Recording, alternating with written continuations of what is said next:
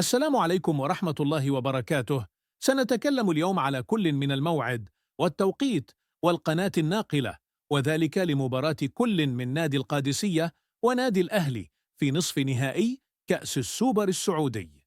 إذن وبعد بسم الله الرحمن الرحيم، فيما يخص الموعد والتوقيت فسوف تلعب المباراة إن شاء الله يوم هذا الأربعاء، أي في 20 من هذا الشهر، وتنطلق صافرة المباراة على 1:01 مساء حسب توقيت المغرب والجزائر وتونس، والساعة 3 مساء حسب توقيت مكة المكرمة.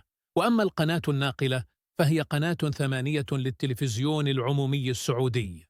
لا تنسوا أن تتركوا لنا تصويتا على من سيفوز في هذه المباراة، وهكذا نكون قد انتهينا. لا تنسوا متابعتنا والصلاة على رسول الله عليه أفضل الصلاة والسلام.